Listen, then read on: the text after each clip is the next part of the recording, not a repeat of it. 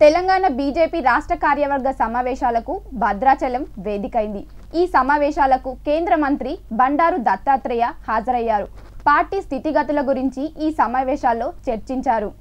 భద్రాచలంలో జరిగే బీజేపీ సమావేశాలకు బండారు దత్తాత్రేయతో పాటు ఆ పార్టీ శాసనసభ పక్షనేత కృష్ణ రెడ్డి, రాష్ట్ర పార్టీ అధ్యక్షుడు లక్ష్మణ్ తదితరులు హాజరయ్యారు।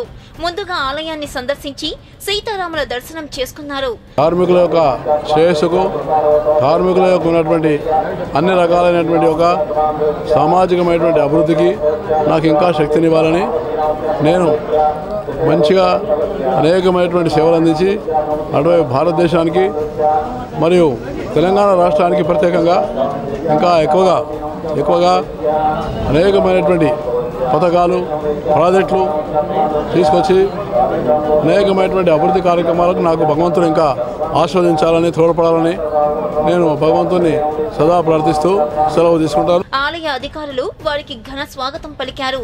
అనంతరం పార్టీ సమావేశాలను లక్ష్మణ్ ప్రారంభించారు।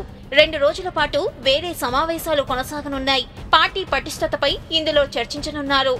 ఇది దక్షిణ భారతదేశానికి సంబంధించి అయోధ్య లాంటిది కాబట్టి ఇక్కడ ఉత్తరాది రాష్ట్రాల నుంచి కూడా చాలా పెద్ద ఎత్తున భక్తులు ఇక్కడ రావడానికి అవకాశం ఉంది। కానీ దురదృష్టవశాత్తు ఇక్కడ భద్రాచలానికి ట్రైన్ కనెక్టివిటీ కానీ ఎయిర్ కనెక్టివిటీ కానీ లేదు। ఈరోజు మరి నరేంద్ర మోడీ గారి ప్రభుత్వము రోడ్డు కనెక్టివిటీ ఈ యొక్క భద్రాచలానికి అన్ని ప్రాంతాల నుంచి కూడా మరి ఒక మంచి రోడ్డు, పక్కా రోడ్డు, నేషనల్ హైవేస్ రోడ్డు ఇక్కడ ఏర్పాటు చేయడం జరుగుతుంది।